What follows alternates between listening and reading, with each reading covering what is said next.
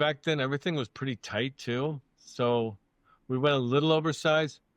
Fred actually made it go really oversized. He was in between a large and an extra large, but he wanted it big. So he wore an extra large. And I used to always go, God, dude, you're a large. You're not an extra large.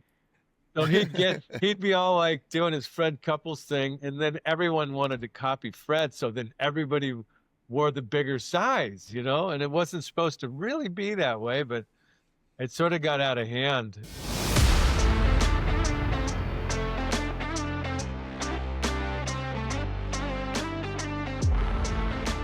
Ladies and gentlemen, welcome to another episode of the Whole Story Podcast. Robbie and Jonathan here. Jonathan, how are we doing this morning?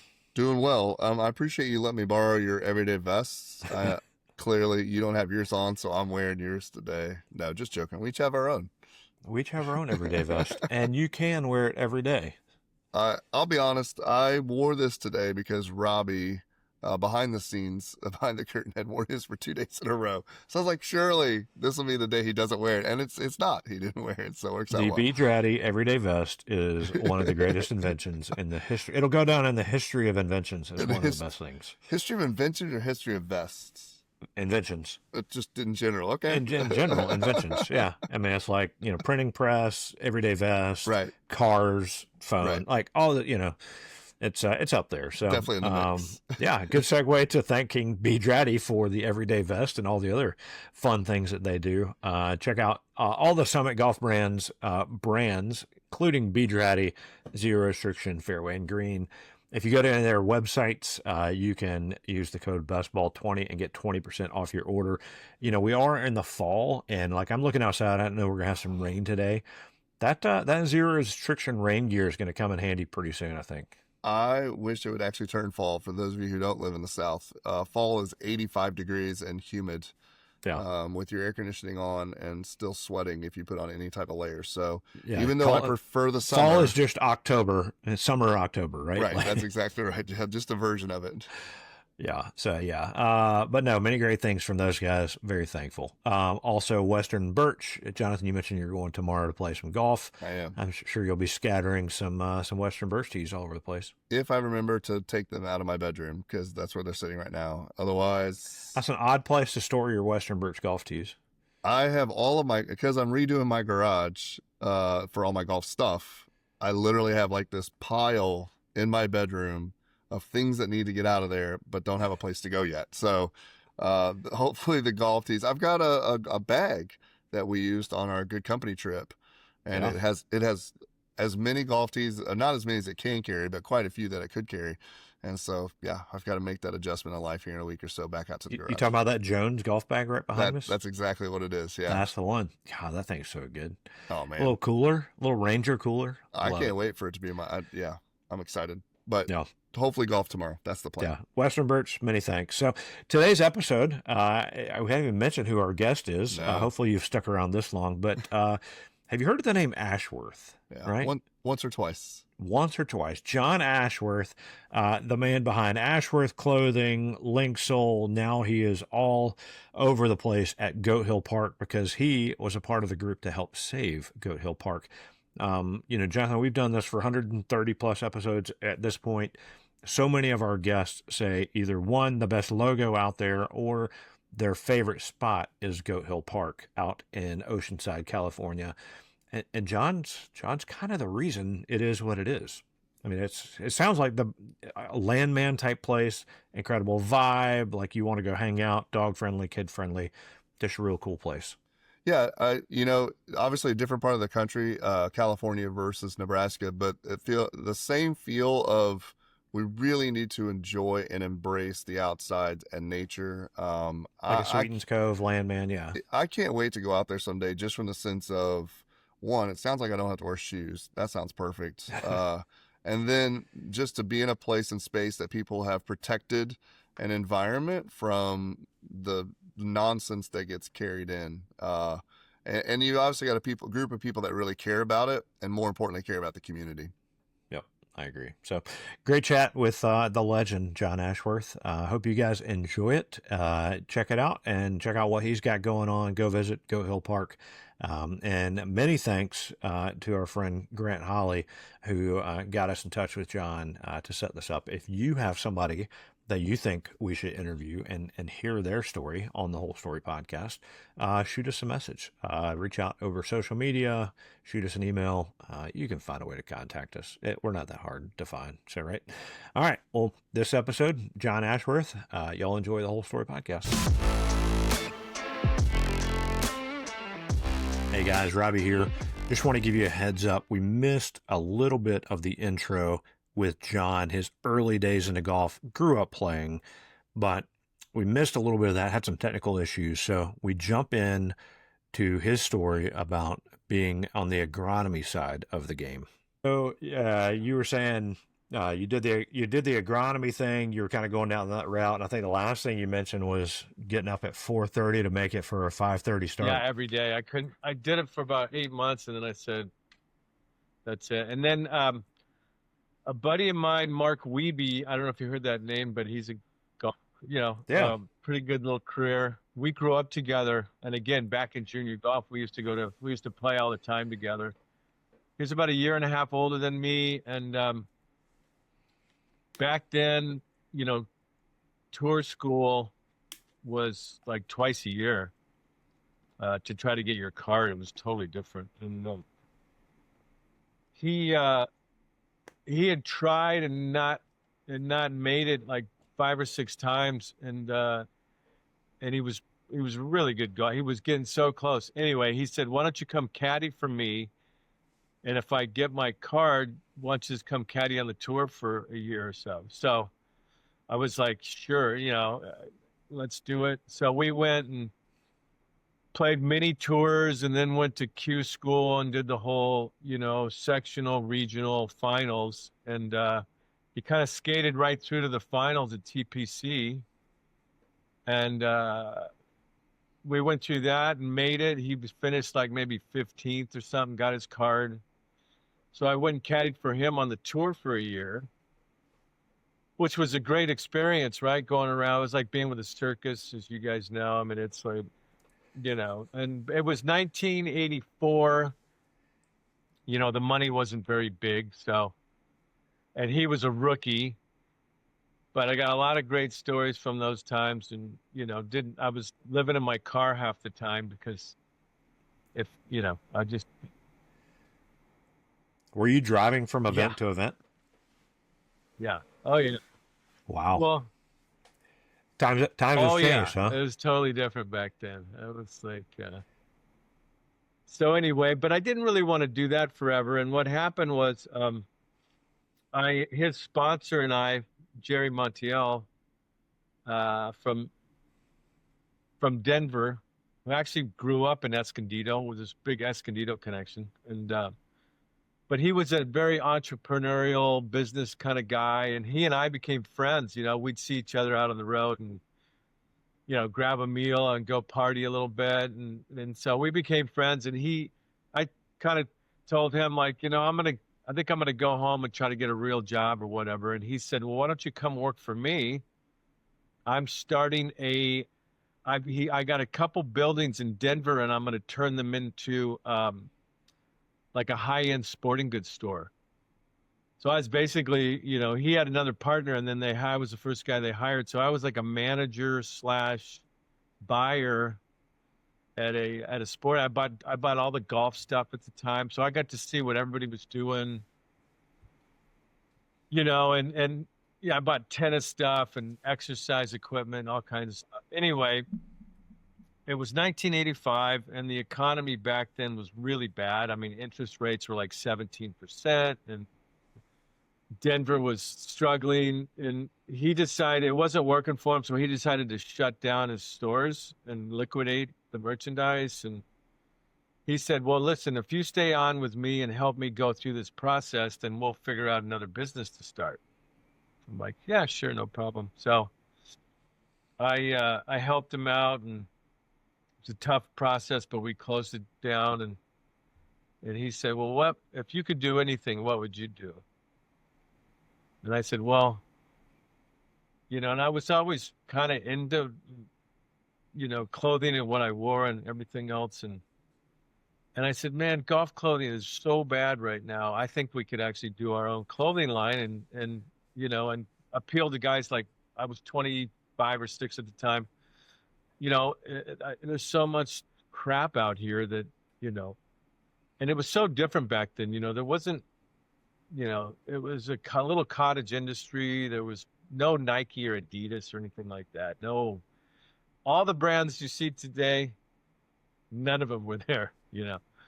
Uh, and he kind of said, "Bingo, that's a really good idea. I see where you're coming from." So kind of off we went. I ended up moving to LA because we were in Denver at the time, and so I was the one that was going to figure out how to make clothing, which I had no clue, zero background in it.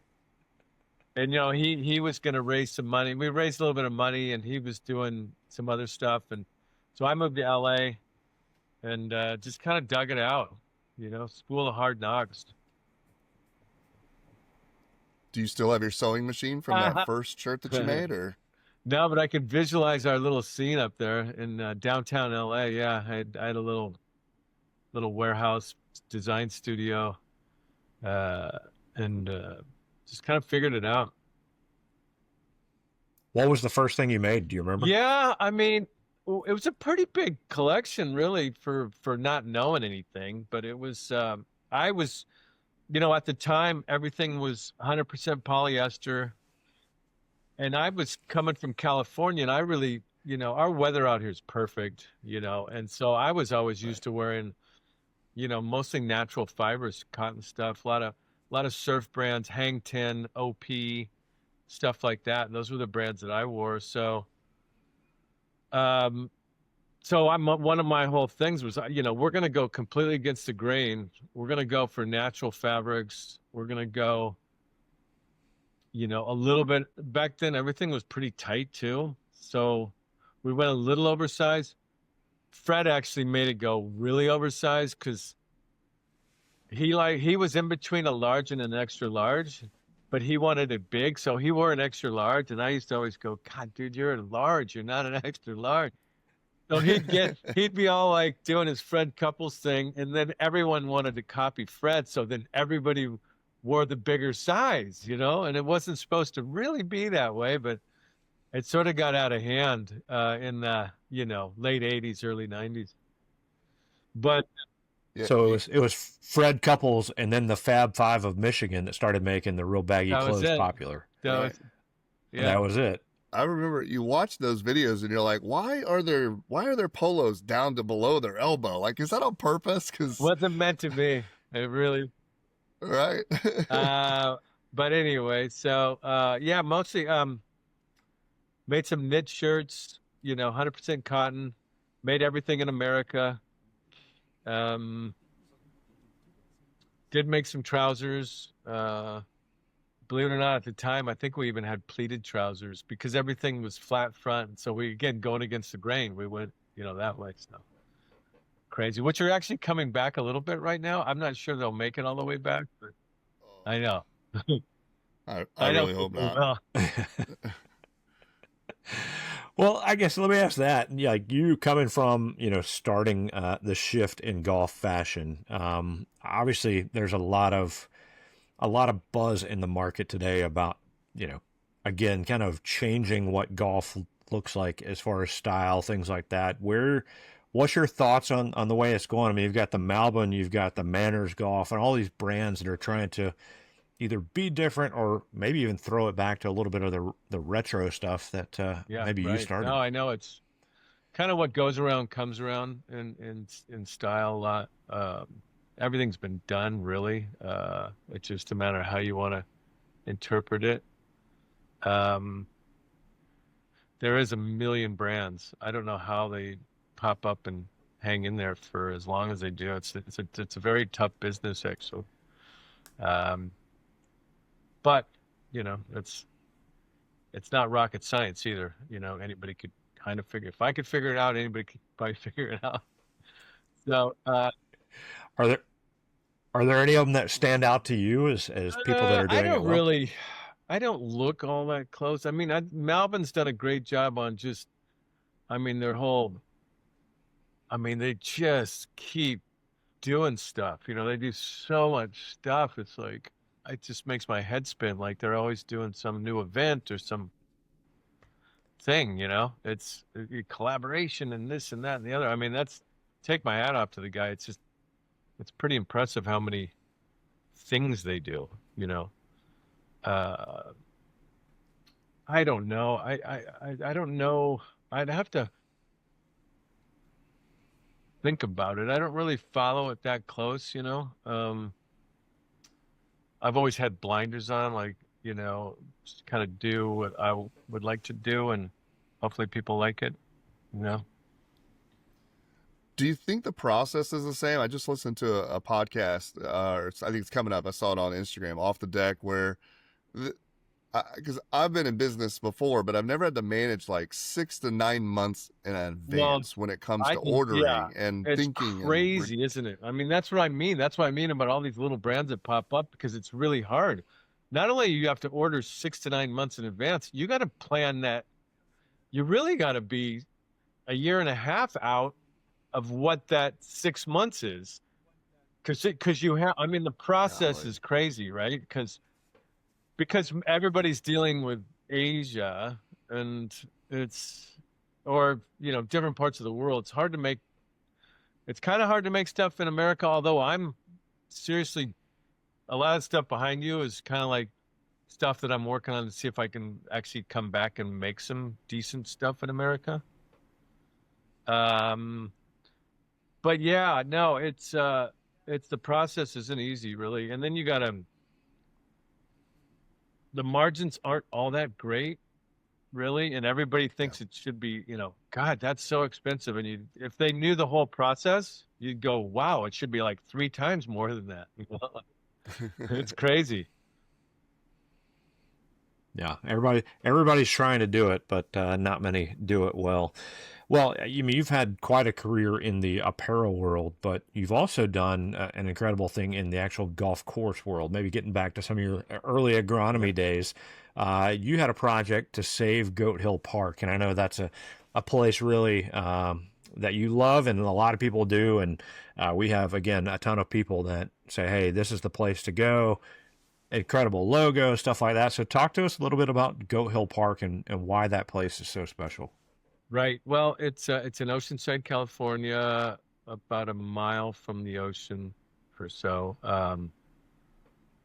It was built in 1952, originally built like I think it was before, yeah, it was definitely before the 5 freeway came in. Uh, you know, when it was a little sleepier times around here and land was abundant and all that kind of stuff.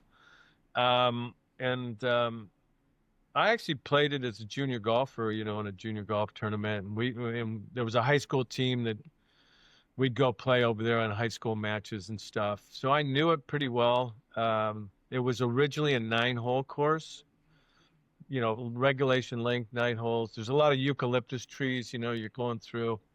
It's very rolly, super elevate, a lot of elevation changes and stuff. And then in the late 80s, the city came in and took some land in one little area. So the guy that was leasing it at the time, because it's a city-owned property, he rerouted it into 18 holes, an 18-hole short course. Did a really nice job of it, really, you know, built 9 new greens. Uh, and you know, there was some challenges. He didn't do a great job in some areas for sure, but overall he did a pretty good job. And then his name was Lud Koenig. Is he was just a golf nut, and he actually played football at USC apparently. Anyway, really big into junior golf. He ends up passing away in like 2004, I think it was, and we had started Linksoul, and we put our headquarters down on the Coast Highway in Oceanside, about a mile away from Goat Hill Park. And you know, a bunch of us started playing it. after work and stuff like that, and was always in terrible shape. It wasn't very good.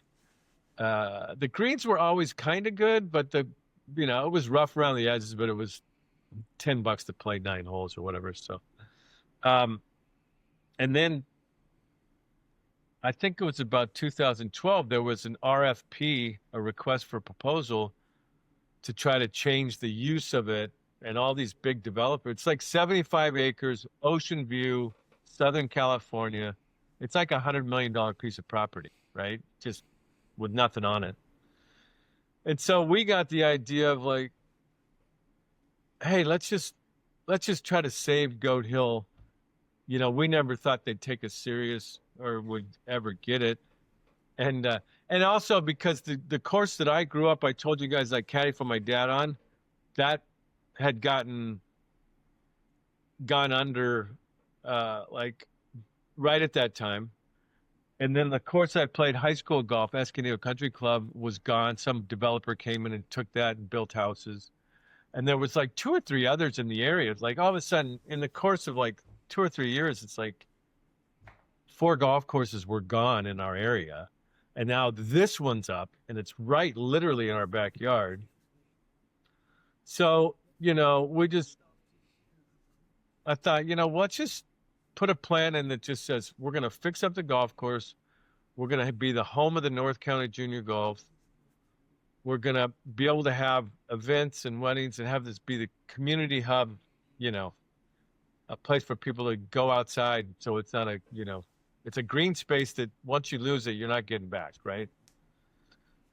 So we went to the city. We did this whole Save Goat Hill thing, and I don't know if you've heard about that, but we got a bunch of celebrities to put on the Save Goat Hill T-shirt. Bill Murray, Mark Wahlberg, bunch of golfers like Adam Scott, Charlie Hoffman, and Jim Nantz, and and it was just we just kind of rallied the whole community. So we went to the big city council meetings, and it would be packed, and we steamrolled these big billionaire developer guys. They just didn't have a chance. So the city council, the mayor goes, okay, threw their hands up. Okay, go work out a lease with John, and I'm like, oh shit, what am I going to do now? But so very. I go home to my wife. I just started Linksoul. It's like, I was super busy, and I go, honey, I think we bought a zoo, Was part of your platform that you're going to bring back dollar days where you could play in a tournament, get a hot dog, bag of chips, you and a want to soda do that for for $1? the junior golf program, yeah. Yeah, wouldn't that be Yes. awesome? Yeah. But you guys do host like youth on Oh, yeah, course and yeah. We have all a those big guys out there, correct? And you got a great caddy Yeah, program, we I started a believe. caddy program. It's going great. We're part of the Evans Scholarship. We've had a couple caddies already get scholarships. No, it's really, here, I'll show you something. I didn't have this up here. So,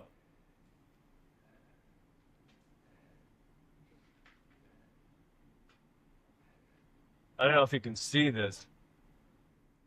Oh, yeah. That's what it looked like when we took it over. That's all dirt. Oh, Yeah. no. Yeah. Wow. I wish I had a photo So, now. Anyway. Suddenly your degree in agronomy came into play. Yeah, totally. Yeah, absolutely. I really enjoy being out there working on the course and stuff. It's actually a happy spot. Yeah, well, from what everybody says, like just the culture, the vibe, it's just a place where you can kind of be yourself, and the dogs all over the course, Yeah, right? it's And playing, hanging out with your yeah, friends. we wanted it to really be from the get-go like a place that you were never walking on eggshells, like it's definitely an entry level. Like we want to welcome people that, and have them feel comfortable just being around the golf course. Yeah, so the big simple rules are, yeah, we're dog friendly. We play music around the clubhouse. There's no dress code. You know, other than that, just don't be an asshole. You know what I mean? Like, It's always a great rule. and so I really think in this day and age, I mean, I think etiquette and all the great virtues of the game are really important as far as just how you conduct yourself. But as far as feeling like there's a bunch of other rules that you don't need, that's just not. It's a park. It's a park that just happens to have a golf course in it. That's the way we look at it. So if you go to a park, just you know wear what you want to wear and just be kind and courteous. And so, Have you intentionally created, because obviously we haven't been there, but have you intentionally created spaces like I'm sitting on a bench on the fourth fairway and I just have to know that I could get hit by a golf ball, but it's a place that I can come and read a book? well, we have places like that, but I think not in harm's way so much. Yeah. Okay. Yeah, we did Yeah. build and we said in our plan, we're going to build a kids course. It's free for kids. It's just a little 3-hole loop. Like they're like Right. 50-yard holes, but the greens are really good and it's fun. And we call it the playground. And, and that's one of the coolest things because you see, it was built for a 5-year-old, basically. So the idea is like, I love seeing parents and their little kids out there, or grandparents. And, the idea is that if a kid, that's when they're just kind of turning on, and if they're out there in the grass and they're comfortable and they feel good, they're always going to have kind of a good feeling about the game of golf, right? So Yeah. that's worked out really, really well. I mean, I love that part of what we do. It's kind of from the cradle to the grave, right? The game is. Absolutely. That was something that friends of mine said when my kids, they love golf, and they just said, make it fun for them. So, like, if they want to hit a shot, great. If they want to go play in the bunker, great. If they want to sit in your lap and drive the cart, great. Like, make it fun, because then they'll associate going to the golf course as fun. And now they still want to do it, and I love it's like, hey, Dad, let's go play golf. I'm like, absolutely. Yeah, we even have a crew. I'm sure you guys have seen this. I don't know if it's a new thing or whatever, but these dads come out with their strollers and their golf clubs in the strollers, and the kids aren't even crawling yet. They're like 8 months old, and they're playing golf and walking around with strollers. That's a great idea.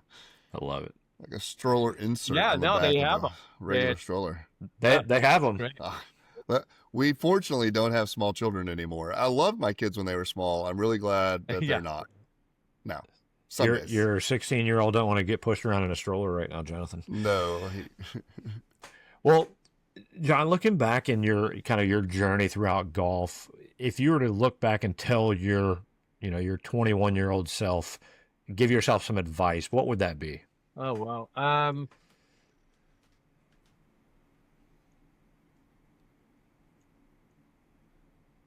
Don't do the project that you left Ashworth to do in Scotland. Hey, future self, don't do the Scotland thing. when you see this, I did. I don't know if you heard about that thing, but I left in 1997 to go over to Scotland because I found this piece of land that was that had 2 golf courses that were built back in the 1800s that disappeared. Have you guys played in Scotland? We did back in the spring. Did you play like North Berwick and Gullen and stuff like that, or no? No, this was Jonathan got selected to do the old course reverse, so we did like 3 courses there at St. Andrews. But no, some guys we were with played North Berwick and some other. It was on that coastline. It was like right between Muirfield and North Berwick. A place called Archerfield, where honestly, so I spent 2 years back in 1998 and 99 trying to get approval to build this kind of destination retreat that had 2 golf courses, actually 3 golf courses, 100 cottages and a little boutique hotel.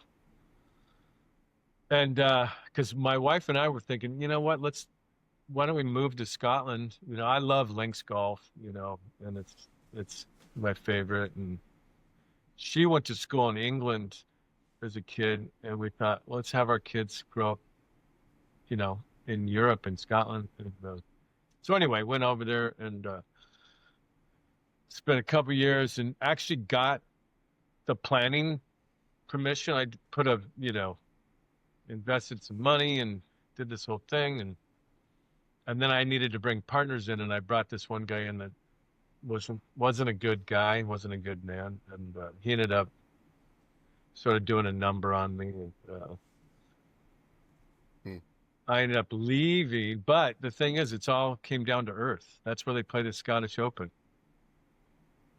You know, so I feel Wow. at least I unlocked it for everyone except for me, which is So, so when you came back to your wife and mentioned Yeah. Goat Hill, it really was, what in the world are we well, doing you here, know, kid? no, it's really true. And but then part of the whole thing is I don't think I would have been able to do Goat Hill if I wouldn't have already done this. Do you know what I mean? Like I'd already been Yeah. through the whole city council planning, dealing with all the local government agencies, dealing with, you know, a lot of stuff on the ground. And if I wouldn't have had that experience, there's no way I would have been kind of almost comfortable and confident enough to take on Goat Hill Park in a way.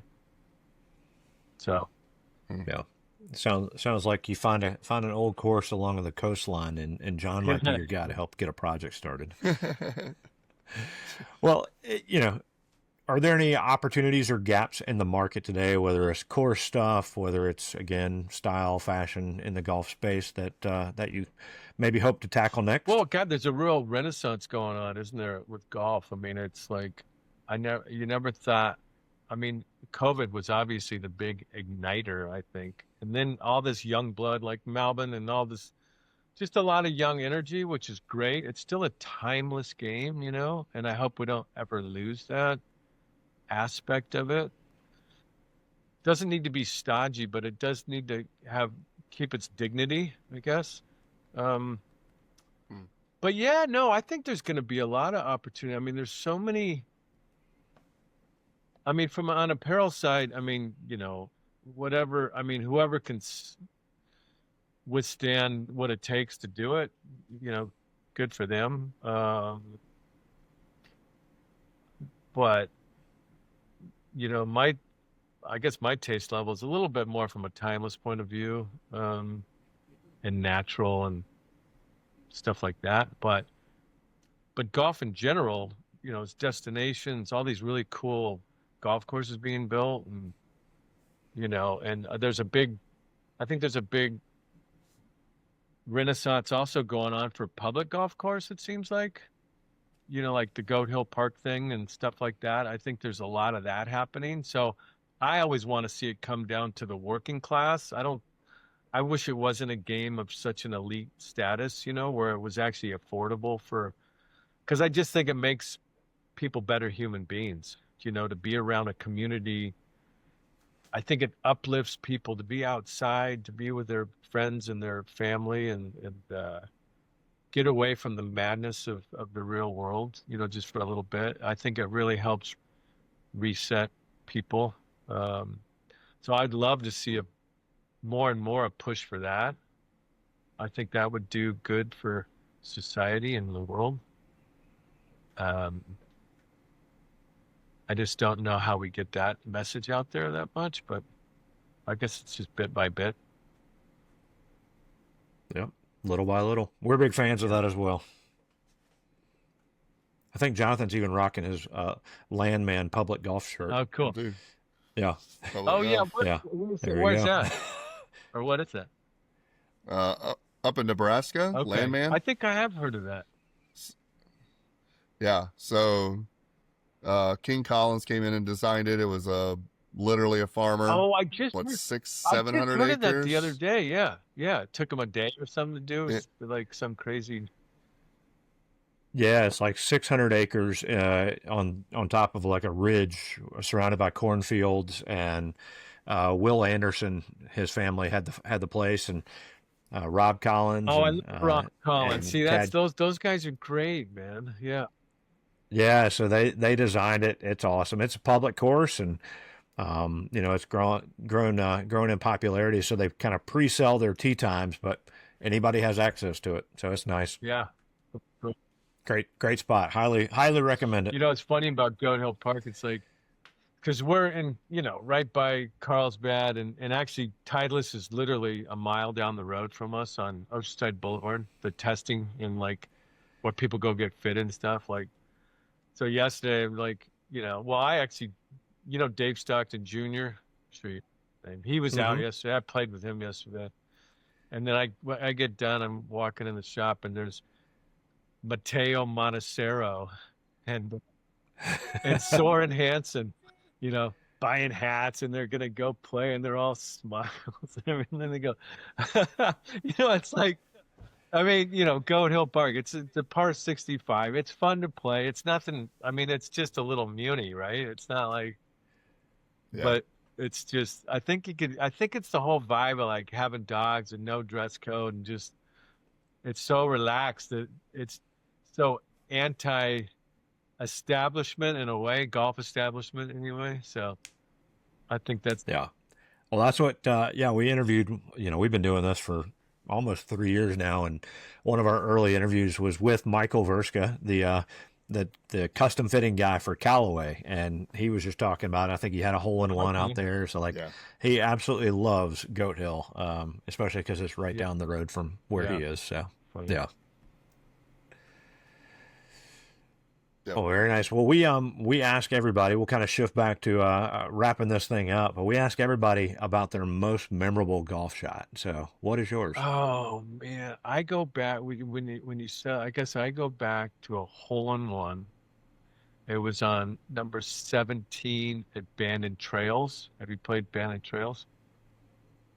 From We the have not back yet. tees, and I had a 5-iron, and the sun was setting. I was with a group of buddies, and we were having a great day, and I hit the shot. See, I can remember it almost feels like in slow motion. I hit it just super pure, and my buddy goes, "God, if you love golf, you gotta love that," or something like that, right? And it's just going right at the pin, and you can't. It's getting dark a little bit, but it hit perfectly, and you could just hear a little tink, but you couldn't see if it went in or not. But that's the one I guess pops into my mind because it's such a cool visual. Yeah. Yeah. We're still waiting on our hole-in-ones. Our most memorable golf shots are usually the ones that are bad because we had to go figure something else out. They're the recovery shots. Well, yeah. That's awesome.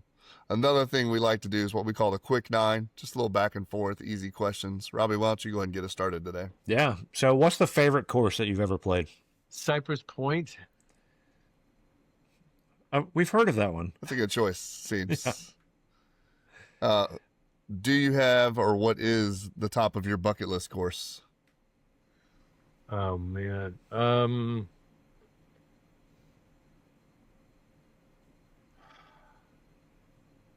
I don't know if I have one. There's one Macrahanis. I wouldn't mind going there in Scotland. I never went there.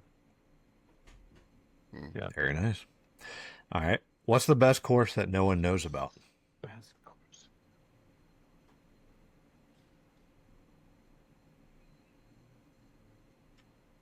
God. I just played this course, Charles River Country Club. I mean, it's kind of outside of Boston. And it's a 1921 Donald Ross.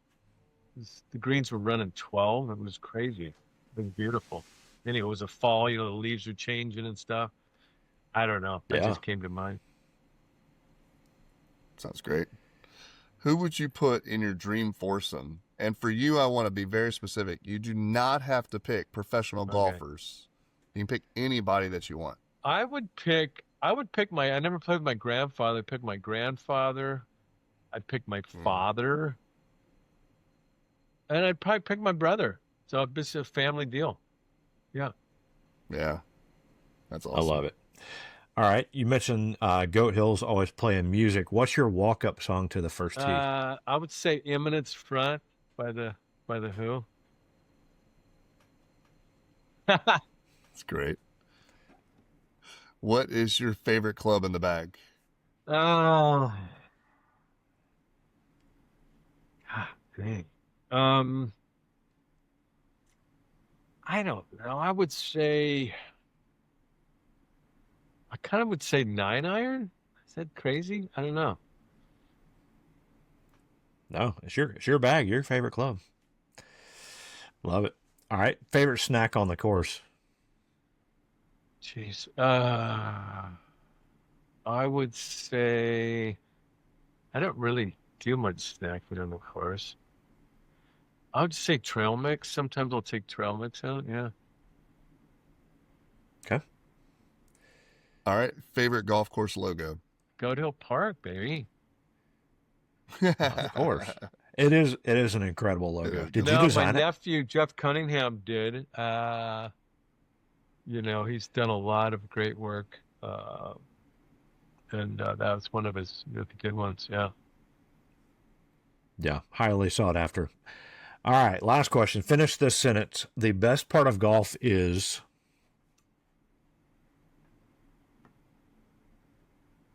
Being outside. It's just to hang outside.